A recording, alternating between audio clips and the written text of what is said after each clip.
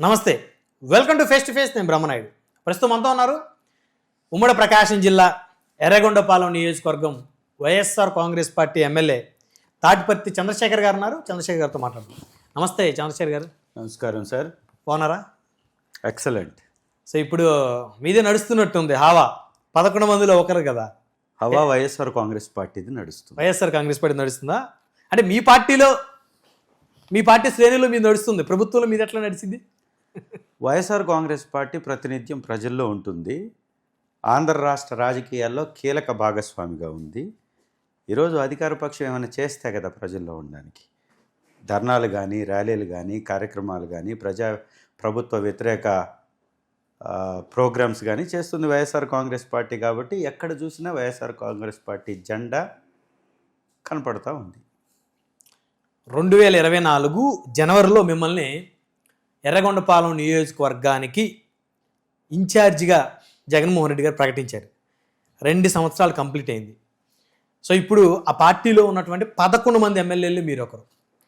So ఎలా feel అవుతున్నారు? 2 సంవత్సరాలు వెనక్కి వెళ్తే, సో ఈ 2 సంవత్సరాల కాలం ఎమ్మెల్యేగా కీలకమైనటువంటి ప్లేస్లో ఉన్నారు. చాలా గర్వంగా ఫీల్ అవుతున్నాను. ప్రజల పక్షాన పోరాడే అవకాశం నాకు ఇచ్చినటువంటి జగనన్న గారికి హృదయపూర్వకంగా మరొకసారి ధన్యవాదాలు తెలియజేసుకుంటున్నా. ఈ రాష్ట్రంలో 11 మంది గెలవడం వైఎస్ఆర్ కాంగ్రెస్ పార్టీ తరఫున, దానిలో నేను ఉండటం నిజంగా నా పూర్వజన్మ సుకృతం. ఈ రాష్ట్రంలో అధికార పార్టీ చేసేటటువంటి తప్పులను ఎత్తి చూపే అవకాశం నాకు దక్కింది. అందుకే ఎప్పటికీ జగనన్నకు రుణపడి ఉంటాను. సో టచ్లో ఉంటుంటారు సార్? నెలకు ఒకసారన్నా? ఖచ్చితంగా ఉంటాం. ఖచ్చితంగా కనీసం 2 సార్లు ఉంటాం నెలలో. అంటే ఆ యాక్సెస్ ఉందా? అందరికీ ఉంది. ఓడిపోయినా గెలిచినా ప్రతి ఒక్కళ్ళకు ఉంది. అంటే గెలిచిన వాళ్ళు కొంత స్పెషల్ కదా. ఖచ్చితంగా మా సమస్యల మీద మాట్లాడుకోవడానికి అవకాశం ఉంటుంది. నియోజకవర్గ సమస్యల మీద మాట్లాడే అవకాశం ఉంటుంది. ఏ విధంగా వాటి నుంచి మేము బయటికి రావాలని వారితో డిస్కస్ చేసే అవకాశం ఉంటుంది.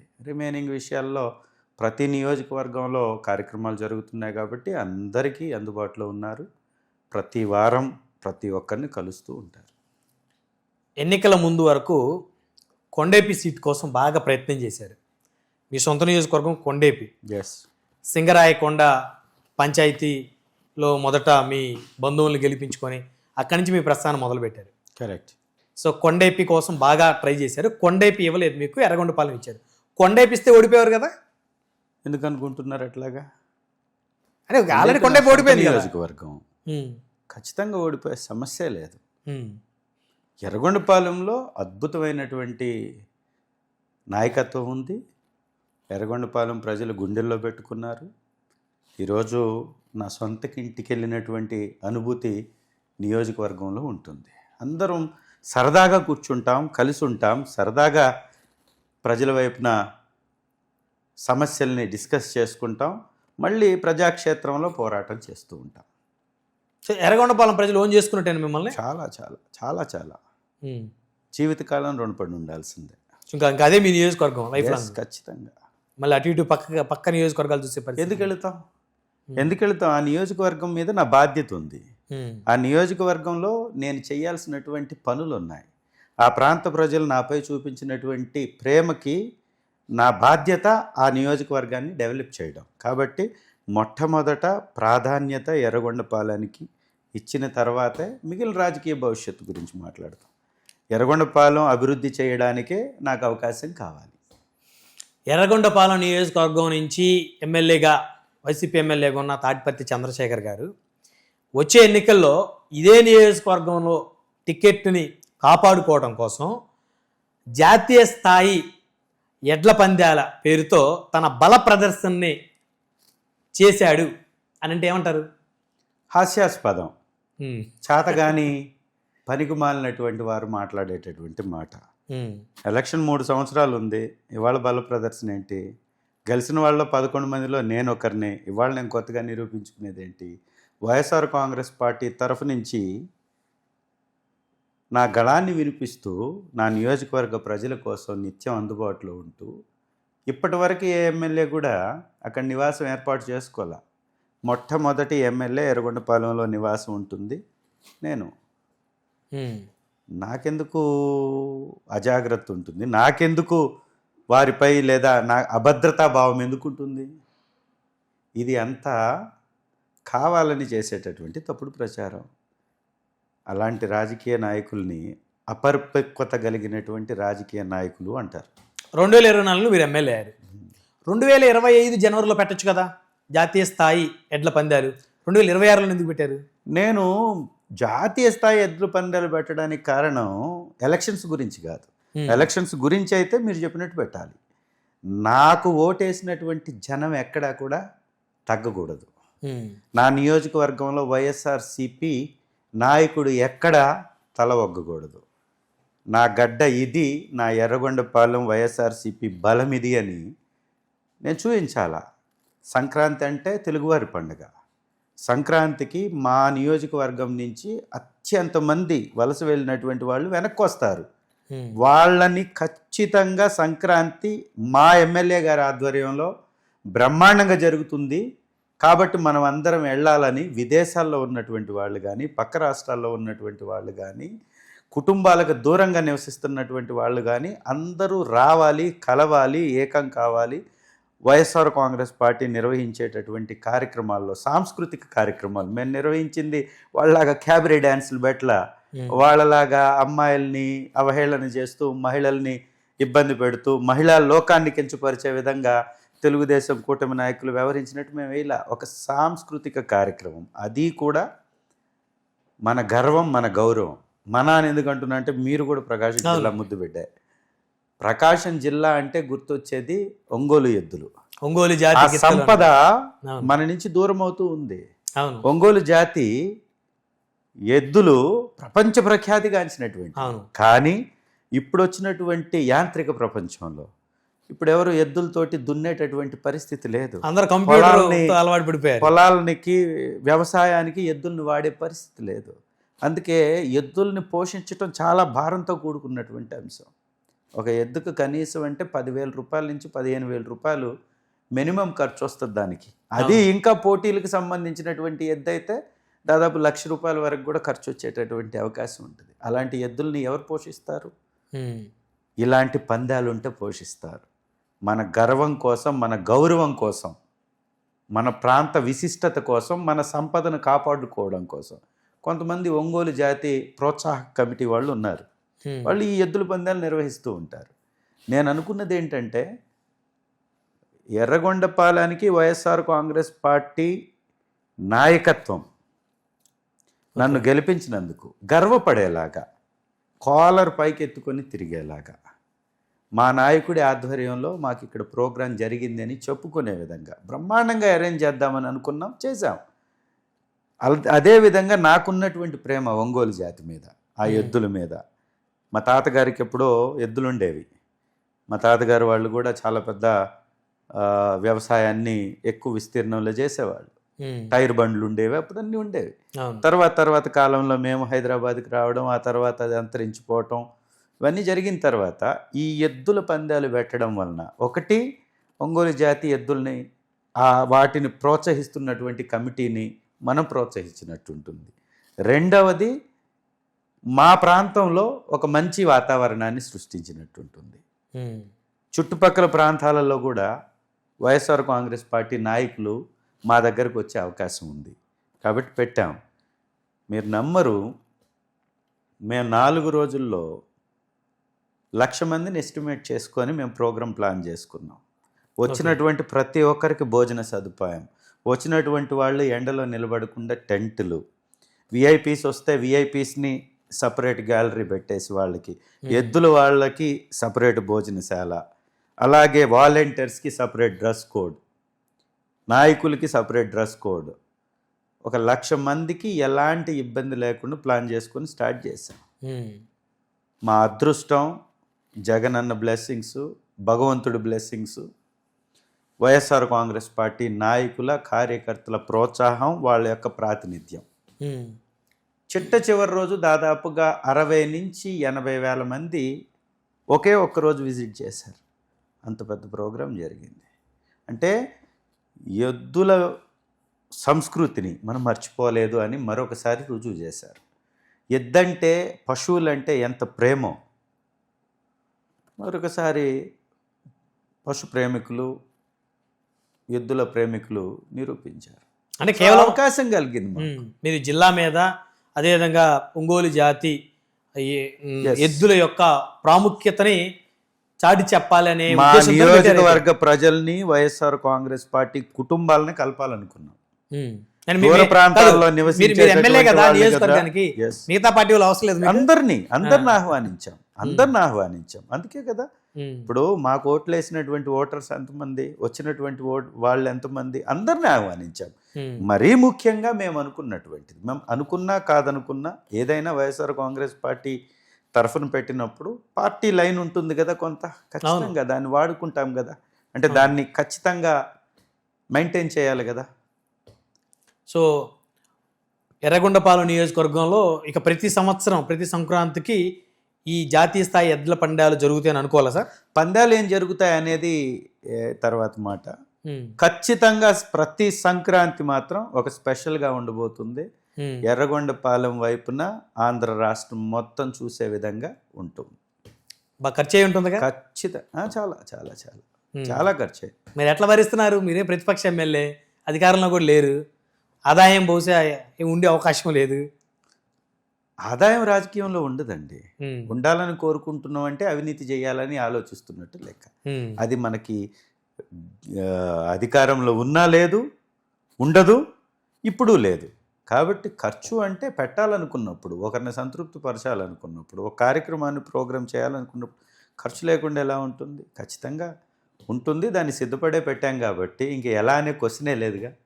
సో ఈ కార్యక్రమంతో రాష్ట్రం మొత్తం ప్రత్యేకించి మీ party cadre, so Yerragondapalem MLA బాగా యాక్టివ్గా ఎనర్జెటిక్గా ఉన్నారు అని అయితే అనిపించుకున్నారు. మీకు చెప్పాలి, నాకైతే మాకు అనేక మంది నాయకులు వచ్చారు, చుట్టుపక్కల నుంచి వచ్చారు.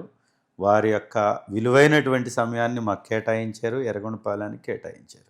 దీనిలో ఇంకొక నా యొక్క స్వార్థం కూడా ఉంది. స్వార్థం ఏంటి అంటే, నేను పిలిచినటువంటి వాళ్ళు చాలామంది రేపు జగనన్న గవర్నమెంట్లో కీలకంగా పనిచేసేటటువంటి వాళ్ళు. గవర్నమెంట్ వస్తే ఖచ్చితంగా రాబోతుంది. వస్తే ఏముంది, ఖచ్చితంగా వస్తుంది. మీకు సందేహం ఉంది? కాన్ఫిడెన్స్ ఉండాలండి, మీరు ఎమ్మెల్యేగా ఉన్నారు కాబట్టి. ఎర్రగొండపాలెం వేదికగా జరిగినటువంటి ఆ యొక్క సంక్రాంతి సంబరాలలో వైఎస్ఆర్ కాంగ్రెస్ పార్టీ ప్రభంజనం ఎలా ఉండబోతుందో అక్కడ ప్రజలు చూపించారు. తెలుగుదేశం వాళ్ళు అనేక ఆపసోపాలు పడ్డారు, 3-4 కార్యక్రమాలు పెట్టారు. పట్టుమని 100 మంది కూడా అక్కడ కనపడలే. ఎక్కడ మీరు కావాలంటే వీడియోలు తెప్పించి చూసుకోండి. ఎర్రగొండపాలెంలో మాకు పోటీగా పెట్టారు, కబడ్డీ పోటీలు అన్నారు, మెయిన్ సెంటర్లో పెట్టారు, రోడ్డును బ్లాక్ చేసి మరీ ప్రోగ్రామ్ చేశారు. ఒకసారి మీరు తెప్పించుకొని చూడండి, నేను కొన్ని వీడియోలు పంపిస్తా, మీరు చూడండి. కూటమి పతనం ఎర్రగొండపాలెం నుంచి మొదలైంది. అందుకే రీసెంట్ 2 రోజుల నుంచి ఎర్రగొండపాలెంలో నాయకులు కానీ ఎర్రగొండపాలెం ఇన్ఛార్జ్ కానీ విచక్షణ కోల్పోయి మాట్లాడుతున్నారు. వాళ్ళ వాళ్ళ వాళ్ళ ఆలోచన, వాళ్ళ విధానం, వాళ్ళకి ఎంత దిగజారి మాట్లాడుతున్నారో దాన్ని బట్టి వాళ్ళ పతనం మొదలైందని వాళ్ళ మాటల్లోనే కనపడుతున్నాయి. So Yerragondapalem TDP incharge Guduru Erikshan Babu గారు, సో ఆయన దెబ్బకి ఎమ్మెల్యే తాడిపర్తి చంద్రశేఖర్ గారు విలవిల్లాడుతున్నారంట, నిజమేనా? అబ్బో, పెద్ద జోకేశారు మీతోటి ఎవరో కదా, చాలా పెద్ద జోకేశారు మీతోటి. అంత సినిమా అక్కడ లేదు. ఆయన ఉంటాడో ఊడుతాడో అనేటటువంటి భావన అక్కడ ఉన్నటువంటి వాళ్ళకు ఉంది. తెలుగుదేశం పార్టీ అక్కడ 3 ముక్కలు. నిజమైన తెలుగుదేశం పార్టీ నాయకులు ఒకళ్ళు, రవీంద్ర గారి వర్గం ఒకటి, ఈయనకి సంబంధించి ఈయన అవినీతి భాగవతాల్లో పాలు పంచుకునేటటువంటి బ్యాచ్ ఒకటి. ఈ 3 బ్యాచ్లు 3 ముక్కలుగా అయిపోయింది. అక్కడ 3 ముక్కలాట తెలుగుదేశాన్ని చూసి భయపడే అంత పరిస్థితి, అంత సినిమా అక్కడ లేదు. అది మీకెవరో రాంగ్ ఫీడ్బ్యాక్ ఇచ్చారు. మీరేమో తెలుగుదేశం పార్టీ 3 ముక్కలుగా ఉందంటున్నారు. తెలుగుదేశం వాళ్ళు ఏమంటున్నారు చెప్పరా? మీ నియోజకవర్గం గురించి ఖచ్చితంగా చెప్పు. మీ నియోజకవర్గంలో 3 గ్రూపులు ఉన్నాయని, ఎమ్మెల్యే చంద్రశేఖర్ గారి గ్రూప్ ఒకటి, 2 ఆదిమూలపు సురేష్ గారు అక్కడ గ్రూప్ ని ఎంకరేజ్ చేస్తున్నారని, 3 వైసీపీకి సంబంధించిన మరికొంతమంది ఇంకో గ్రూప్ పెట్టుకున్నారని, 3 గ్రూపులుగా 3 వర్గాలుగా ఎర్రగొండపాలెం వైసీపీ ఉందని తెలుగుదేశం వాళ్ళు కూడా చెప్తారు. సరే, వైఎస్ఆర్ కాంగ్రెస్ పార్టీ ఏకంగా ఉందని చెప్పటానికి వైఎస్ఆర్ కాంగ్రెస్ పార్టీ నిర్వహించినటువంటి మా ప్రోగ్రాం సాక్ష్యాధారాలతో కనపడుతుంది. లక్షల మంది వచ్చినటువంటి ప్రోగ్రాం మాదైతే 100 మంది రాని ప్రోగ్రాం వాళ్ళది. 3 వర్గాలుగా ఉన్నా, ఒక వర్గంగా ఉన్నా ప్రజలు మా వైపు ఉన్నారు అనేటటువంటి మాట అక్కడ బలంగా కనపడ్డది, వినపడ్డది. మరి మీ పక్కన ఎవరున్నారు?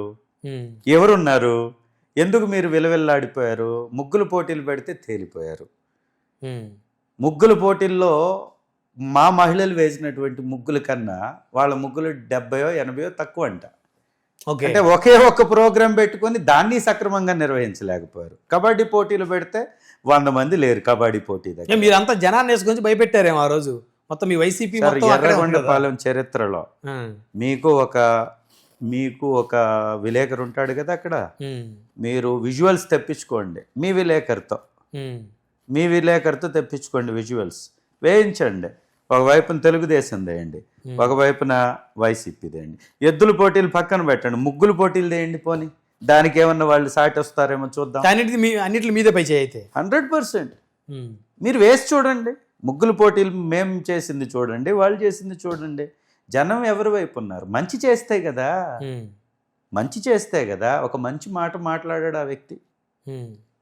అతని పేరు ఉచ్చరించడానికి కూడా నాకు చికాకుగా అనిపిస్తుంది. ఎందుకంటే దిగజారి మాట్లాడతాడు. కనీస నైతిక విలువలు లేకుండా మాట్లాడే వ్యక్తి ఆ వ్యక్తి. ఆ వ్యక్తి గురించి మాట్లాడడం టైం వేస్ట్. ఎంత దిగజారి మాట్లాడతాడంటే ఎమ్మెల్యే మీద తనకున్నటువంటి అనుచర గణంతో అవివేకమైనటువంటి మాటలు, హుందాతనం లేనటువంటి మాటలు. నేను చెప్పకుండా మీరు మాట్లాడతారండి? నా కింద మీరు ఉన్నప్పుడు నేను చెప్పకుండా మీరు మాట్లాడతారా? నా వాళ్ళతోటి సింగిల్ పదాన్ని మాట్లాడించాను నేను. తెలుగుదేశం వాళ్ళే ఆయనకు 3 పేర్లు పెట్టి పిలుస్తూ ఉంటారు. అవునా? తెలుగుదేశం వాళ్ళని అడగండి ఏమేం పేర్లో చెప్తారు వాళ్ళు. చెప్పండి, మీరు చెప్పండి. అవసరం లేదు అతనికి గురించి, ఇంతకంటే ఎక్కువ అవసరం లేదు. చాలా ఎక్కువ అయిపోయింది ఇప్పటికే. సో ఇప్పుడు ఉమ్మడి ప్రకాశం జిల్లా రాజకీయాలకు వద్దాం సార్. ఖచ్చితంగా. ఎందుకంటే మీరు ఎర్రగొండపాలెం ఉమ్మడి ప్రకాశం జిల్లా కాబట్టి, సరే ఇప్పుడు మీ నియోజకవర్గం కొత్తగా మార్కాపురం కిందకు వచ్చినా మనం ఓవరాల్గా ఉమ్మడి ప్రకాశం జిల్లా రాజకీయాల గురించే ఎక్కువగా డిస్కషన్ చేస్తూ ఉంటాం. వైసీపీ అధికారంలోకి వస్తుందని మీకు కాన్ఫిడెన్స్ ఉంది. ఈ రోజుకి ఉమ్మడి ప్రకాశం జిల్లాలో కొన్ని నియోజకవర్గాల్లో వైఎస్ఆర్ కాంగ్రెస్ పార్టీకి అభ్యర్థులే లేనటువంటి దీనస్థితి జిల్లాలో లేదా? అబ్బో, అంటే రాజకీయంగా వైఎస్ఆర్ కాంగ్రెస్ పార్టీని ఎదుర్కోలేక చంద్రబాబు నాయుడు గారు 40 సంవత్సరాల పైచిలకు అనుభవం ఉండి కూడా శ్రీ జగన్మోహన్ రెడ్డి గారిని ఎదుర్కోలేక పవన్ కళ్యాణ్ తోటి బీజేపీ తోటి కలిసి పోటీ చేసినటువంటి చరిత్రను అప్పుడే మర్చిపోయారా? వైఎస్ఆర్ కాంగ్రెస్ పార్టీ ఒక్కొక్క చోట 4-5 ఆశావాహులు ఉన్నారు. ఆశావాహులు ఏముంది? అన్ని పార్టీలకు బీజేపీ కూడా ఉన్నారు. ఎక్కడ ఉన్నారు చెప్పండి? ఒక నియోజకవర్గం చంద్రబాబు నాయుడు గారి పార్టీ లాగా కాదు. గతంలో వినండి, గతంలో చంద్రబాబు నాయుడు గారు 3 సంవత్సరాల వరకు బయటికి రాలా. చాలా చోట్ల ఇన్ఛార్జీలనే ఇలా, ఏ ఇన్ఛార్జ్ యాక్టివ్ గా లేడు, ఎక్కడ ప్రోగ్రామ్స్ జరిగినటువంటి పరిస్థితి లేదు. మాకు దాదాపుగా వారం రోజుల్లో మా క్యాడర్ మళ్ళీ ఎలక్షన్ అయిపోయిన తర్వాత యాక్టివ్ అయింది. ప్రతి చోట ఉన్నారు. ఎక్కడో 1-2 చోట్ల యాక్టివ్గా లేరేమో, అలాంటిది పట్టుకొని మీరు అనుకుంటున్నారేమో. నాకు తెలిసి అయితే అట్లాంటి సందర్భం లేదు. వైఎస్ఆర్ కాంగ్రెస్ పార్టీ అభ్యర్థులు లేనటువంటి స్థితిలో లేదు. చంద్రశేఖర్ గారు జగన్మోహన్ రెడ్డి గారి నాయకత్వంలో వైఎస్ఆర్ కాంగ్రెస్ పార్టీ చాలా బలంగా ఉంది. మీరు సింగిల్ లార్జెస్ట్ పార్టీగా ఈ సునామీలో కూడా, ఇప్పుడు వచ్చినటువంటి ఈ రిజల్ట్స్లో కూడా, ఓటింగ్ పరంగా చూసుకున్నా, ఏ విధంగా చూసుకున్నా single largest party YSR Congress party. ఎలా మీరు ఆ మాట మాట్లాడతారు? ఎమ్మెల్యే గారు నేను చెప్పనా, ఉమ్మడి ప్రకాశం జిల్లాలో ఒంగోలు, కొండేపి, అద్దంకి, పర్చూరు ఈ నియోజకవర్గాలకి క్యాండిడేట్లు ప్రకటించాలంటే మీ అధిష్టానానికి తలాలు బొప్పి కట్టే పరిస్థితి వచ్చే ఎన్నికల్లో. బట్టగాల్చి పైన వేయడం బాగా అలవాటు మీకు. ఒంగోలు ఇన్ఛార్జ్ ఉన్నారు, వెరీ యాక్టివ్గా పనిచేస్తున్నారు. అద్దంకిలు ఇన్ఛార్జ్ ఉన్నారు, డాక్టర్ గారు చాలా యాక్టివ్గా పనిచేస్తున్నారు. అలాగే మీరు కొండేపిలో మాజీ మంత్రి గారు ఆదిమూలపు సురేష్ గారు ఉన్నారు. అక్కడ మీరు ఎట్లా మాట్లాడుతున్నారు ఇంత అంటే వాళ్ళ పట్టుందా ఇది చాలా ఉన్నారు foolish గా, అవివేకంగా మాట్లాడినట్టు మీరు తప్పుపట్టినా ఇన్ఛార్జ్ వేరు, ఎమ్మెల్యే అభ్యర్థి ప్రకటన వేరు. నేను అందుకే రేపు ఎమ్మెల్యే అభ్యర్థులను ప్రకటించేసరికి అధిష్టానానికి తలబొప్పి కట్టిద్ది అన్నాను నేను. ఇది ఇప్పుడు ఉన్నటువంటి వ్యక్తులు ఎవరైనా చిన్నవాళ్ళు ఉన్నారా? చిన్న స్థాయి నుంచి జెడ్పీటీసీలు, సర్పంచుల స్థాయి నుంచి ఎదిగినటువంటి నాయకత్వం అది. ప్రతి ఒక్కరికి రాజకీయ నేపథ్యం ఉన్నటువంటి కుటుంబాలు అవన్నీ. సో ఎవ్వరు ఇన్ఛార్జీలుగా ఉన్నటువంటి వారు మారరు. 100% ఖచ్చితంగా అక్కడే అనేటటువంటి మెసేజ్ పార్టీ ఇస్తుంది. ప్రతి ఒక్కరికి ఆ క్లారిటీ ఉంది. ఎలాంటి సంకోచం లేనే లేదు. ఓకే, సరే అంశం పక్కన పెడితే అసెంబ్లీకి వెళ్తున్నారా సార్? ఖచ్చితంగా వెళ్తాం. ఎందుకు వెళ్ళాం? అంటే వెళ్ళటం అంటే అసెంబ్లీ దాకా వెళ్ళి తిరిగి రాకుండా వెళ్ళకూడదని మీరు కోరుకుంటున్నట్టున్నారు బాగా. అసెంబ్లీకి వెళ్ళటం అంటే లోపలికి వెళ్ళి అసెంబ్లీలో కూర్చొని సమావేశాలు జరిగేటప్పుడు పార్టిసిపేట్ చేయటం అసెంబ్లీకి వెళ్ళటం అంటే అక్కడ దాకా వెళ్ళి వెనక్కి రావటం కాదు అనేది. చంద్రబాబు నాయుడు గారి లాగా చాలా సంవత్సరాలు పోకుండా ఉండటం కాదు కదా. వైఎస్ఆర్ కాంగ్రెస్ పార్టీ మా స్టాండ్ ఏంటి? ఈ రాష్ట్రంలో నిజంగా అంబేద్కర్ గారు రాసినటువంటి రాజ్యాంగం నిజంగా అమలవ్వాలి అంటే అధికార పక్షంతో పాటు ప్రతిపక్షం కూడా ఉండాలి. అధికార పక్షం చేసే తప్పుల్ని ఎత్తి చూపాలంటే ప్రతిపక్షం ఉండాలి. ఈ రాష్ట్రంలో ఉన్నటువంటి అన్ని పార్టీలు కలిసి ఏకైక జట్టుగా తయారయ్యి కూటమిలాగా పేరు మార్చుకొని ఎలక్షన్ చేశాయి. ఇవాళ కూటమి ఒకవైపు ఉంది, వైఎస్ఆర్ కాంగ్రెస్ పార్టీ ఒకవైపు ఉంది. అంటే ఉన్నటువంటి ఏకైక ప్రతిపక్ష పార్టీ వైఎస్ఆర్ కాంగ్రెస్ పార్టీ. వేరే ఆల్టర్నేటివ్ లేదు. ఓకే, లేనప్పుడు అంబేద్కర్ గారి రాజ్యాంగం ప్రకారం అధికార పక్షంతో పాటు ప్రతిపక్షం ఉండాలి. అప్పుడు వైఎస్ఆర్ కాంగ్రెస్ పార్టీయే కదా ప్రతిపక్షం. మరి ప్రతిపక్ష పార్టీ ఉంటే దానికి ఒక నాయకుడు ఉంటారు కదా, వారే శ్రీ జగన్మోహన్ రెడ్డి గారు కదా. వారికి 175 నియోజకవర్గాల గురించి మాట్లాడే అవకాశం ఇవ్వాలి. ఓకే, మీరు కేవలం పులివెందుల గురించి మాట్లాడుకోమని, చంద్రశేఖర్ని ఇంకొక చోట మాట్లాడుకోమంటే 11 మంది 11 చోట్ల మాట్లాడగలుగుతారు. మిగిలినటువంటి 164 స్థానాల గురించి ఎవరు మాట్లాడాలి? ఏ నాయకుడు మాట్లాడాలి? ప్రతిపక్ష నాయకుడు మాట్లాడాలి. శ్రీ జగన్మోహన్ రెడ్డి గారు మాట్లాడాలి. ఆ సమయం ఇవ్వమని కదా మేము అంటున్నాం. ఆ సమయం ఇవ్వాలి అంటే ప్రతిపక్ష హోదా కావాలి అని అడుగుతున్నాం. ఏ పేపర్లో కానీ ఏ బుక్లో కానీ ప్రతిపక్ష పార్టీకి ఇన్ని సీట్లు ఉండాలనేటటువంటి నిబంధన లేదు. ఓకే, ఒక జీత భత్యాలకు సంబంధించినటువంటి ఒక నిబంధనలో ప్రతిపక్ష నాయకుడి యొక్క జీత భత్యాలు కొంచెం ఎక్కువగా ఇవ్వాలి, దానికి 10% పైచిలుకు సీట్లు ఉండాలి అనేటటువంటి నిబంధన ఉంది. మేము ఇప్పుడు జీత భత్యాల గురించి అడగట్లేదే. మా నాయకుడు అయితే రూపాయి కూడా తీసుకోవట్లేదు. అలాంటప్పుడు ఆ నిబంధన వర్తించదు. మిగతా రెండవది మీరు నిజంగా మంచి చేస్తున్నాం అంటున్నారు కదా. 164 సీట్లలో మీరు ఉన్నారు కదా, బలంగా ఉన్నారు కదా. ప్రతిపక్ష హోదా ఇవ్వడం వల్ల మీకు వచ్చే నష్టం ఏంటి? మాట్లాడే అవకాశం మాకు ఎక్కువ వస్తుంది. అంతకు మించి మేమేమి అడగట్లేదు కదా. మేము పదవులు అడగట్లేదు, పెత్తనాలు అడగట్లేదు, జీతాలు పెంచమని అడగట్లేదు, ఏం అడగట్లేదు. మేము అడుగుతుంది మాకు కావాల్సినటువంటి సమయాన్ని కేటాయించమని అడుగుతున్నాం. ఎందుకు చెప్పలేకపోతున్నారు? కాబట్టి కోర్టుకి వెళ్ళాం.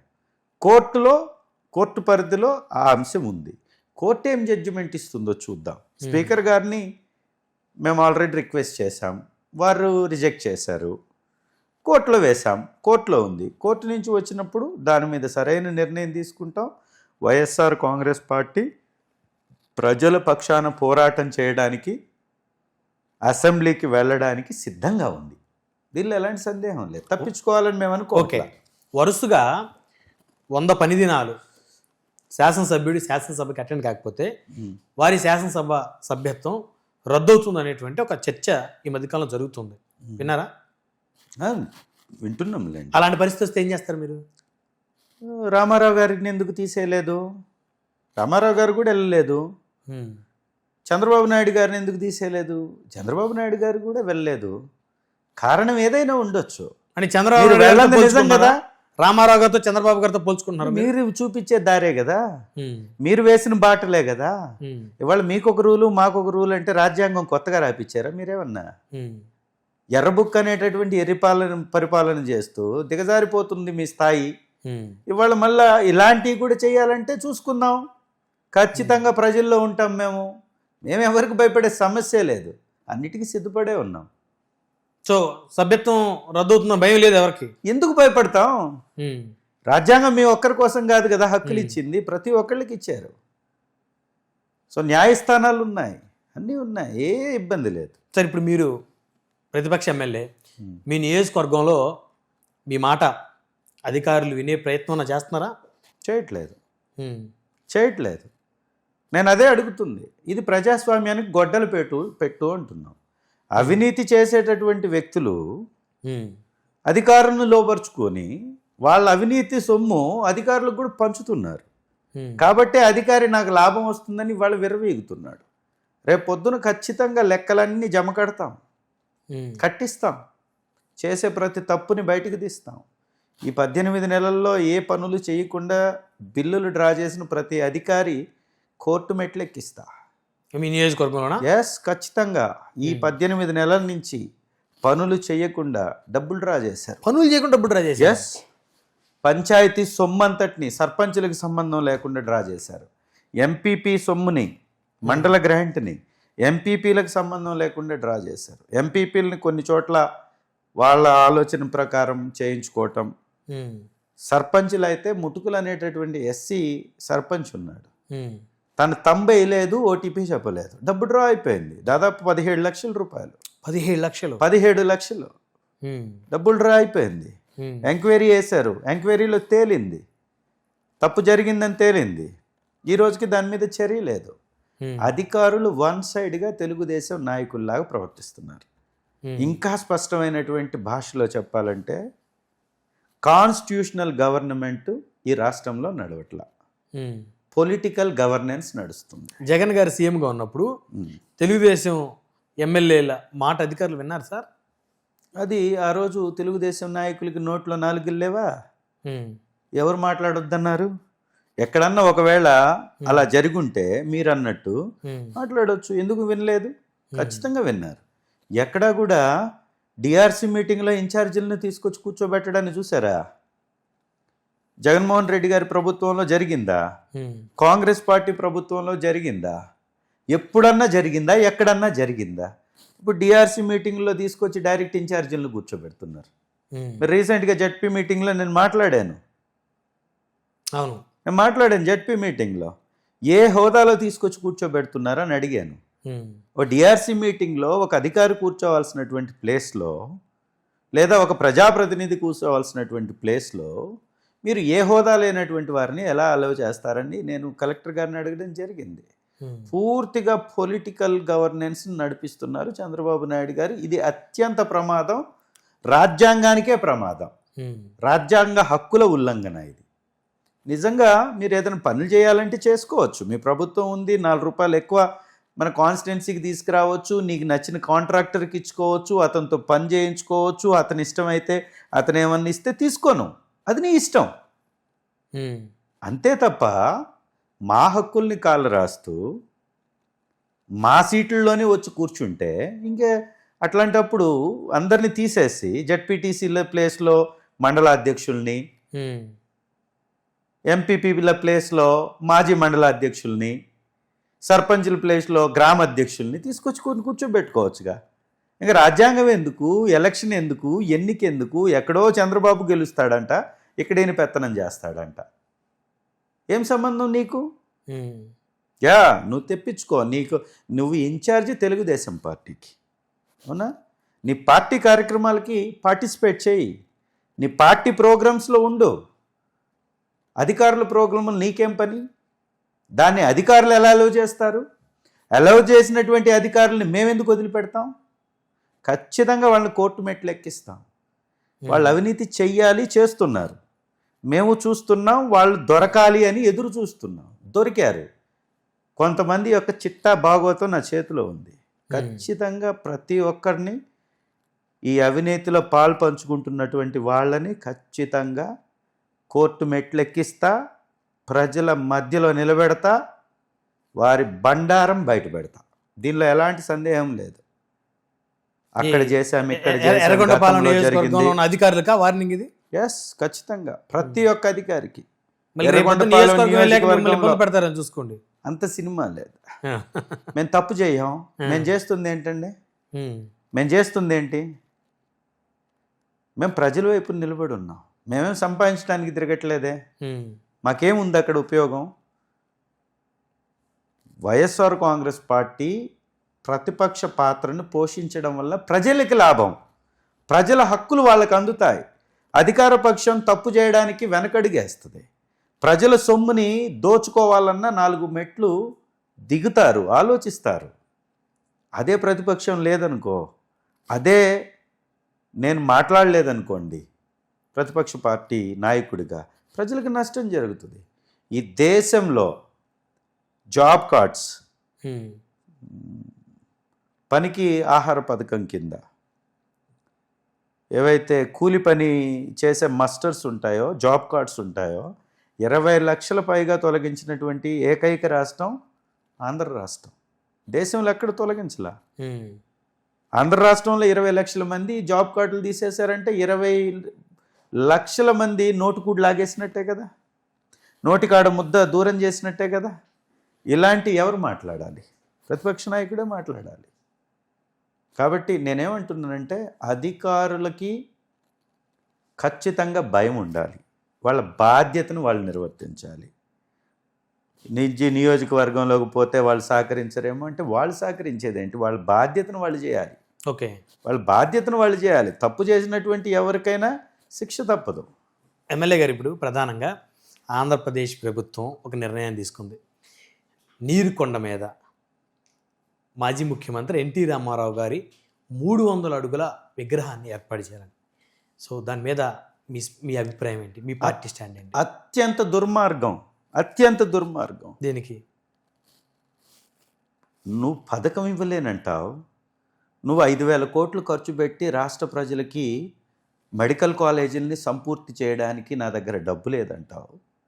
5,000 కోట్ల రూపాయలు ప్రజలందరికీ, దాదాపు 7 కోట్ల మంది ప్రజలకు ఉపయోగపడే మెడికల్ కాలేజీలకి 5,000 కోట్లు లేకపోతే ఎవరికి ఉపయోగపడినటువంటి ఎన్టీ రామారావు గారి విగ్రహానికి 1,700 కోట్ల రూపాయల ప్రజా సొమ్ముని ఏ విధంగా ఖర్చు చేస్తావు? ఏం ఉపయోగం దానివలన? అంటే నిజంగా ఎన్టీ రామారావు గారి విగ్రహం అంతకంటే పెద్దది పెట్టుకో, నీ డబ్బుతో పెట్టు. నీకు 1,00,000 కోట్లు ఉన్నాయి కదా చంద్రబాబు గారికి, నీ 1,00,000 కోట్లలో పెట్టుకో. నీ హెరిటేజ్ భవంతులు ఉన్నాయి కదా, అమ్మేసి ఖర్చు పెట్టుకో. లేదా బాలకృష్ణ గారు వారి పేరుతోటి సినిమాల్లో సంపాదించుకున్నారు కదా, వాళ్ళ డబ్బుతో ఖర్చు పెట్టుకోమని. లేదా 12 మంది సంతానం ఉన్నారు, వాళ్ళ డబ్బు ఖర్చు పెట్టుకోమని ఎవరు కాదంటున్నారు? ప్రజా సొమ్మును ఖర్చు చేసే హక్కు లేదు అంటున్నాం. ఎన్టీ రామారావు గారి మీద వైసీపీ గౌరవం లేదా? ఎన్టీ రామారావు ఖచ్చితంగా ఉంది, ఖచ్చితంగా ఉంది. రామారావు గారు అంటే ఆంధ్ర రాష్ట్ర పౌరుడిగా, ఆంధ్ర రాష్ట్ర మాజీ ముఖ్యమంత్రిగా, ఈ రాష్ట్ర ప్రగతిని తన వంతుగా కృషి చేసినటువంటి వ్యక్తిగా వారంటే అభిమానం ఉంది. ఖచ్చితంగా అభిమానిస్తాం, గౌరవిస్తాం. వారికి భారతరత్న ఇవ్వమని కూడా గతంలో చాలామంది మనవాళ్ళు మాట్లాడారు. మాకు వైఎస్ఆర్సీపీకి ఎక్కడా కూడా రామారావు గారంటే తక్కువ ఆలోచన లేదు. వారిని గౌరవిస్తాం, ఖచ్చితంగా గౌరవించాల్సిందే. కానీ మెడికల్ కాలేజీలకి లేని సొమ్ము రామారావు గారి విగ్రహానికి ఎక్కడి నుంచి వచ్చింది? పథకాలు ఇవ్వడానికి లేని సొమ్ము రామారావు గారి విగ్రహం పెట్టడానికి ఎక్కడి నుంచి వచ్చింది? ఆడబిడ్డలకి 1,500 రూపాయలు ఇస్తానని ఎగ్గొట్టినటువంటి మీరు ఏ విధంగా ఆడపడుచుల నోటి దగ్గర కూడుని తీసుకెళ్లి ఈ విగ్రహం మీద పెడతారు? అడ్డుకోవడం కాదు, ఖచ్చితంగా ప్రశ్నిస్తాం. మీరు ప్రశ్నించేంత మాత్రాన ఆగుద్దా? ఆగకపోతే ప్రజలు చూస్తున్నారు, ప్రజలు చూస్తున్నారు. ఖచ్చితంగా ప్రజలు తగిన బుద్ధి చెప్తారు. ఈ రాష్ట్ర ఖజానా ఏంటి, సంపద ఏంటి, ఉన్నటువంటి లోటు బడ్జెట్ ఏంటి, రోజు రోజుకు పెరుగుతున్నటువంటి అప్పులేంటి, వ్యవసాయానికి గిట్టుబాటు ధరలు లేక రైతులు విలవిల్లాడుతున్నటువంటి పరిస్థితి ఏంటి, రైతు భరోసా కేంద్రాలను మేము తీసుకొస్తే మీరు నిర్వీర్యం చేసినటువంటి పరిస్థితి ఏంది, రైతే రాజు అని చెప్పుకున్నటువంటి రాష్ట్రంలో రైతు ఎదుర్కొంటున్నటువంటి దుస్థితి ఏంది, ఇప్పుడున్నటువంటి పరిస్థితి ఏంది, ఇవన్నీ పక్కన పెట్టేసి మేము దుబారా చేస్తాం, మేము స్పెషల్ ఫ్లైట్లు కొనుక్కుంటాము, మేము స్పెషల్ ఫ్లైట్లలో తిరుగుతాము, హైదరాబాద్కి ఆంధ్రప్రదేశ్కి రోజుకు 4 సార్లు తిరుగుతాము, మాకు అధికారం ఉంది, మేము కావాలంటే విగ్రహాలు పెడతాము, 17,000 కోట్లు ఖర్చు పెడతాము అంటే ప్రజలు చూస్తున్నారు. మొండి వైఖరితో పోయినటువంటి ప్రభుత్వం ఏది నిలబడలా, కూలిపోయాయి. మీరు ఈ మధ్యకాలంలో చూస్తే పాకిస్తాన్ నుంచి నేపాల్ వరకు కూలిపోయినటువంటి ప్రభుత్వాలను చూడండి, గమనించండి. ప్రజా వ్యతిరేకత ముందు ఎవడూ పనికిరాడు. ఎమ్మెల్యే గారు ఫస్ట్ టైం ఎమ్మెల్యే కదా మీరు, సో బాగా పాపులారిటీ రావాలని, పాపులారిటీ తెచ్చుకోవాలని పవన్ కళ్యాణ్ గారిని బాగా టార్గెట్ చేస్తున్నట్టున్నారు.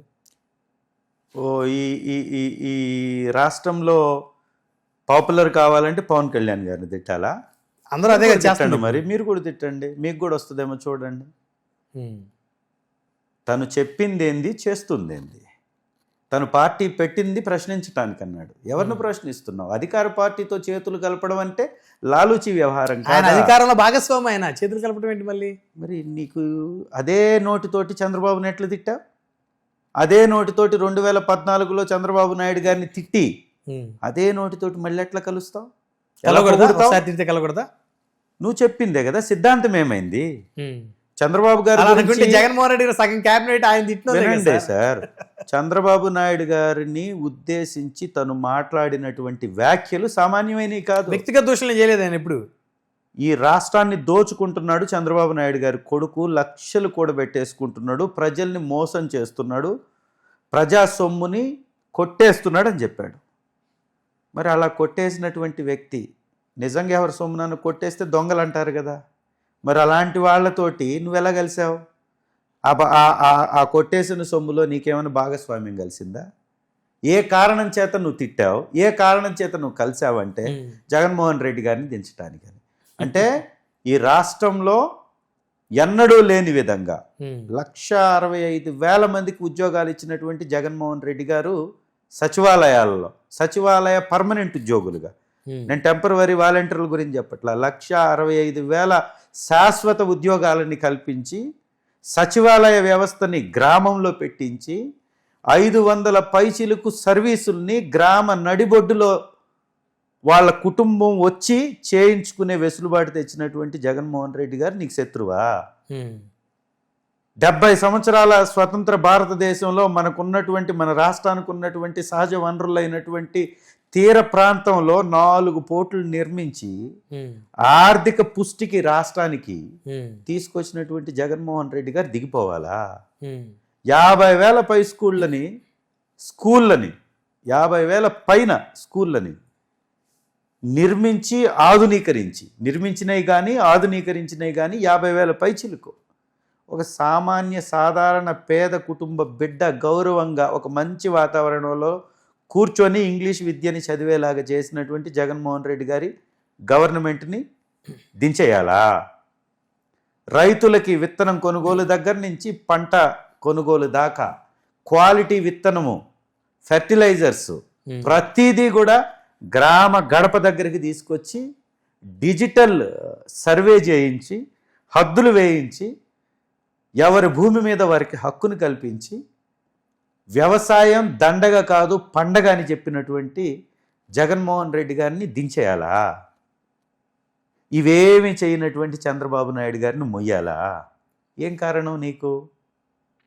ఏమిటి నువ్వు చేసింది? 2,75,000 కోట్ల రూపాయల ప్రజా సంపదని ప్రజలకు అందించినటువంటి వ్యక్తి జగన్మోహన్ రెడ్డి గారు. ఈ 2 సంవత్సరాల్లో 1 రూపాయి అందించారా మీరు? అలాంటి వ్యక్తిని దించి వాళ్ళతో కలిసాము.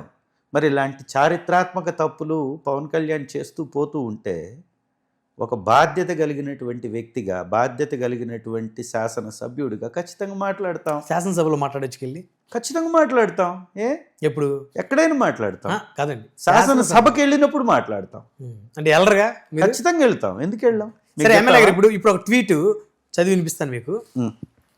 మీ అధినేత జగన్మోహన్ రెడ్డి గారికి ఒకప్పుడు ఆత్మబంధువు లాంటి విజయసాయి రెడ్డి గారు చేసిన ట్వీట్ వినిపిస్తాను మీకు. ఏమక్కర్లేదు, నేను చూశాను ఆ ట్వీట్, నేను చూశాను. అయినా సరే మీకు ఒకసారి నేను వినిపించాల్సిందే. సమయం తక్కువ ఉంది కదా, మళ్ళీ నా సమయం పోతుంది, మీ సమయం పోతుంది. అమ్ముడుపోయిన కోటరీల మధ్య బందీలుగా ఉన్న ఓ ప్రజానాయకులారా ఆలోచించుకోండి. భవిష్యత్తులో ఇక్కడ మీకు ఏం జరగబోతుందో ఇప్పటికైనా గుర్తించండి. వెనిజువెలాలో ఎంతో భారీగా ప్రజాదరణతో ఎన్నికైన తర్వాత army, navy, air force, intelligence అధిపతులు ఇంతమంది చుట్టూ ఉన్న మిసైళ్ళు, యుద్ధ విమానాలు, భారీ సైన్యం ఎంతగా ఉన్న ఆ దేశ అధ్యక్షుడిని, అతని భార్యని ప్రెసిడెన్షియల్ ప్యాలెస్ నుంచి అమెరికా ఎలాంటి ప్రతిఘటన లేకుండా ఎత్తుకుపోగలిగిందంటే కారణం ఏమిటి? వారంతా అమ్ముడు పోవటమే కదా. ఎవరి గురించి అన్నారు సార్? విజయసాయి రెడ్డి. పవన్ కళ్యాణ్ గారి గురించి అన్నట్టుంది ఇది. ఒకసారి కరెక్ట్గా మళ్ళీ చదువుకోండి. చంద్రబాబు నాయుడు గారి గురించి పవన్ కళ్యాణ్ గురించి మాట్లాడినట్లుంది. ఎందుకంటే అధికారంలో ఉంది వాళ్ళు, ప్రజలకి మేలు చేయకుండా ప్రజా వ్యతిరేకతను ఎదుర్కొంటుంది వాళ్ళు. మరి వాళ్ళకే పర్ఫెక్ట్గా కలిసి వస్తుంది. మీరు ఒక్కొక్క పదం మక్కే మీరు ఒక్కసారి చదవండి. నేను విజయసాయి రెడ్డి గారి యొక్క ట్వీట్. అమ్ముడుపోయిన కోటరీల మధ్య బందీలుగా ఉన్న ఓ ప్రజానాయకులారా ఆలోచించుకోండి. అంటే అధికారంలో ఉన్నటువంటి ప్రజానాయకులు వాళ్ళే. అపోజిషన్ గురించి బందీలుగా ఉన్నదైతే చంద్రబాబు నాయుడు గారి చేతిలో బందీగా ఉందైతే పవన్ కళ్యాణ్ గారే, లేదా పవన్ కళ్యాణ్ గారి చేతిలో బందీగా ఉంది చంద్రబాబు గారు. కానీ ఇక్కడ నెక్స్ట్ చదవండి. అంటే ఇక్కడ మీకు నెక్స్ట్ చదవండి. ఇంకా భవిష్యత్తులో ఇక్కడ మీకు ఏం జరగబోతుందో ఇప్పటికైనా గుర్తించండి. అదే జరగబోతుందని చెప్తున్నారు, వాళ్ళిద్దరికి వార్న్ చేస్తున్నారు. చంద్రబాబు నాయుడు గారికి పవన్ కళ్యాణ్ గారికి పర్ఫెక్ట్గా చెప్పాడు విజయసాయి రెడ్డి గారు.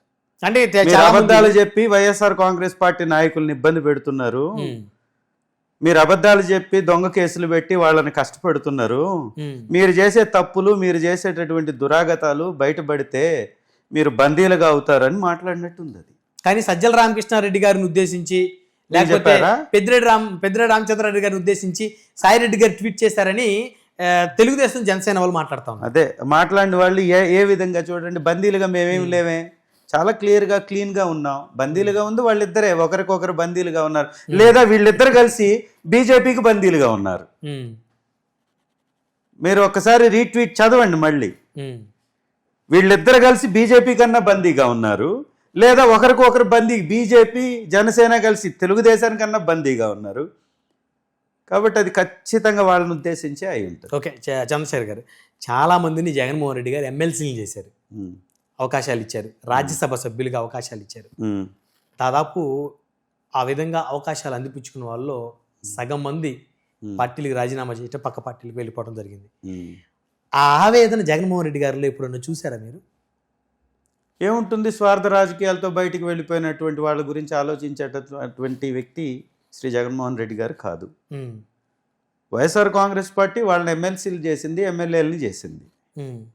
వాళ్ళు అధికారం వెళ్ళిపోయిన తర్వాత వెళ్ళిపోయారు. స్వార్థం గురించి ఆలోచించేటటువంటి వ్యక్తుల గురించి ఆలోచించేదానికన్నా ఇంకొకరిని, నమ్మకమైనటువంటి వారిని తయారు చేసుకోవాలనే ఆలోచనే ఉంటుంది కదా అప్ప జగన్మోహన్ రెడ్డి గారికి. ఎక్కడా కూడా వారి గురించి ఆలోచించరు. చివరిగా ప్రశ్న, ఎమ్మెల్యే గారు, ప్రకాశం జిల్లా అధ్యక్షులుగా బూచేపల్లి శివప్రసాద్ రెడ్డి గారు ఉన్నారు.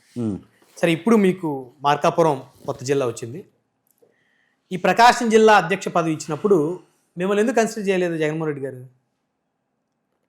ఎందుకు కన్సిడర్ చేయాలి? మీకు ఇవ్వచ్చు కదా. అది ఏం రూలా? ఎవరి వలన పార్టీకి లాభం జరుగుతుంది అనుకుంటే వారికి ఇస్తారు.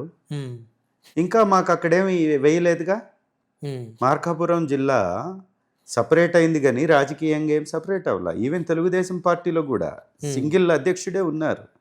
ఇప్పుడు ఎవరైతే అధ్యక్షులుగా ఉన్నారో వారి ఆధ్వర్యంలో కానీ వారి ఆధ్వర్యంలోనే కొనసాగుతుంది. ఇది కొనసాగుతూ ఉంటుంది. అవసరమేముంది ఇప్పుడు ప్రత్యేకించి? ఒకవేళ అవసరమైనప్పుడు ఖచ్చితంగా పార్టీకి ఎవరి వలన లాభం జరుగుతుందో వారికి ఇస్తారు.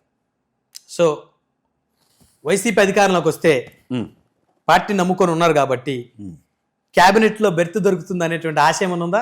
ఖచ్చితంగా లేదు, ఆశ లేదు. ఎవరు పార్టీకి ఉపయోగపడతారో, ఎవరికి ఇస్తే ప్రభుత్వం బాగా నడుస్తుందో శ్రీ జగన్మోహన్ రెడ్డి గారికి బాగా తెలుసు. వారి కనుసన్నల్లో, వారు చూపించే మార్గంలో నడవడం తప్ప అలాంటి ఆశపడడం, వాటి కోసం పరుగులు పెట్టడం పద్ధతి కాదు. నా సిద్ధాంతం అంతకంటే కాదు. మళ్ళీ పోటీ చేయగలిగేటువంటి ఆర్థిక వనరుల్ని ఏర్పాటు చేసుకున్నారా? ఖచ్చితంగా 10 సార్లు పోటీ చేస్తాం, దాంట్లో ఎలాంటి సందేహం లేదు. బాగా డబ్బులు బాగున్నట్టున్నాయి తాడిపత్రి చంద్రశేఖర్ గారి దగ్గర. ప్రజలకు సేవ చేయాలనేటటువంటి ఆశ ఉంది. ఆ ఆశ ముందు డబ్బు అనేది చాలా చిన్నది అయిపోద్ది. నువ్వు నలుగురికి పెట్టాలి అనుకున్నప్పుడు నలుగురికి మంచి చేయాలనుకున్నప్పుడు ఏదో ఒకటి త్యాగం చేయాలి. కాబట్టి డబ్బుతోటి ముడిపెట్టలేం. ఖచ్చితంగా ఎలక్షన్స్ చేస్తాం. ఎట్టి పరిస్థితుల్లో వైఎస్ఆర్సీపీ జెండాని 2029లో ఎగరేస్తాం. మా ప్రభుత్వాన్ని తెచ్చుకుంటాం. మా నియోజకవర్గ ప్రజలకి నేను ఏదైతే చెప్పానో, ఏదైతే ఇప్పుడు చేయలేకపోతున్నానో అవన్నీ చేస్తాం. ధన్యవాదాలు తాటిపర్తి చంద్రశేఖర్ గారు. థ్యాంక్ యూ అండి. ఎర్రగొండపాలెం నియోజకవర్గంలో ప్రజలను పీడిస్తున్న అధికారంలో ఎక్కడున్నా సరే పట్టుకొని మరి వారి మీద చట్టపరమైన చర్యలు తీసుకుంటానని చెప్తున్నారు ఎర్రగొండపాలెం నియోజకవర్గం వైసీపీ ఎమ్మెల్యే తాటిపర్తి చంద్రశేఖర్ గారు. మరొక వారం మరొక అతిథితో మళ్ళీ కలుద్దాం. చూస్తూనే ఉండండి 99 టీవీ.